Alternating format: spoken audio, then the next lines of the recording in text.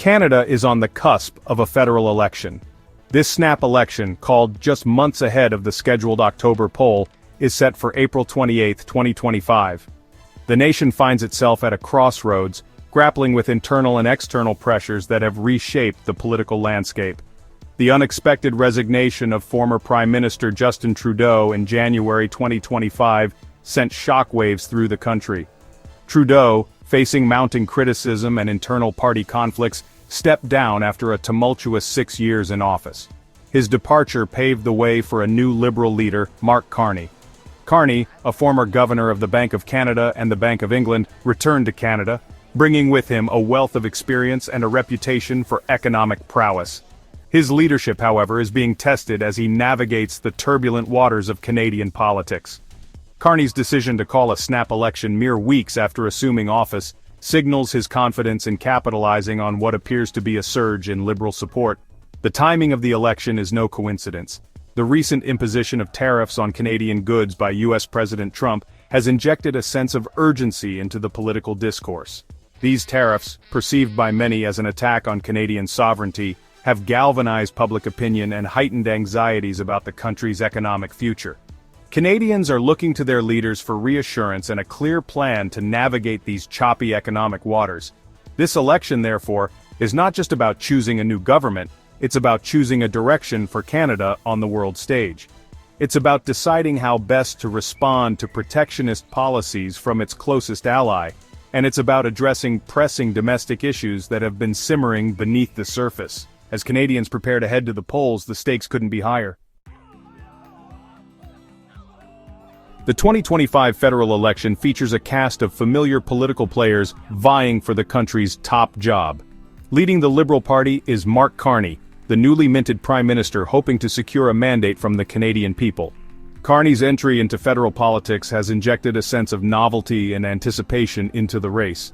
His international experience and economic credentials make him a formidable contender, but his lack of experience in elected office remains a question mark for some voters. Challenging Carney is Conservative leader Pierre Poilievre, a seasoned politician known for his sharp wit and combative style. Poilievre, who served in various ministerial roles under former Prime Minister Stephen Harper, is a staunch critic of the Liberal government's economic policies. He has positioned himself as the champion of the working class, promising tax cuts and relief from the rising cost of living. Poilievre's challenge lies in broadening his appeal beyond the Conservative base and convincing Canadians he offers a viable alternative to Carney's leadership. Jagmeet Singh, leader of the New Democratic Party, NDP, is another key figure in this election. Singh, a charismatic and progressive leader, has sought to position the NDP as the party of social justice and economic equality. He has campaigned on a platform of affordable housing, universal pharmacare, and increased taxes on corporations and the wealthy. While the NDP is unlikely to form a government, Singh's performance could be crucial in shaping the balance of power in a potential minority government scenario. Beyond these three main contenders, the Bloc Québécois, a party advocating for the interests of Quebec, and the Green Party, focused on environmental issues, also play a role in the Canadian political landscape. While these parties have a smaller national footprint, their performance in their respective strongholds could influence the overall election outcome. This election, therefore, is not just a two-horse race. It's a complex and dynamic contest with the potential to reshape the Canadian political landscape. The 2025 Canadian federal election is being contested against a backdrop of economic uncertainty and growing anxieties about the future. The imposition of tariffs by the U.S. has sent shockwaves through the Canadian economy, threatening jobs and economic stability. Canadians are looking to their leaders for reassurance and a clear plan to navigate these turbulent economic waters. The cost of living is another pressing concern for many Canadians. Housing affordability in particular has reached crisis levels in major cities across the country. Voters are looking to the federal government for solutions to the housing crisis, whether it be through increased investment in affordable housing, tax incentives for first-time homebuyers, or measures to curb speculation in the housing market. Healthcare is another perennial election issue. Canadians pride themselves on their universal healthcare system, but concerns about wait times, access to specialists, and the sustainability of the system in the face of an aging population continue to linger. The environment is also a top-of-mind issue for many Canadians, particularly young voters. Climate change is no longer a distant threat but a present reality, and Canadians are looking to their leaders for bold action to reduce emissions, transition to a green economy, and protect the environment for future generations.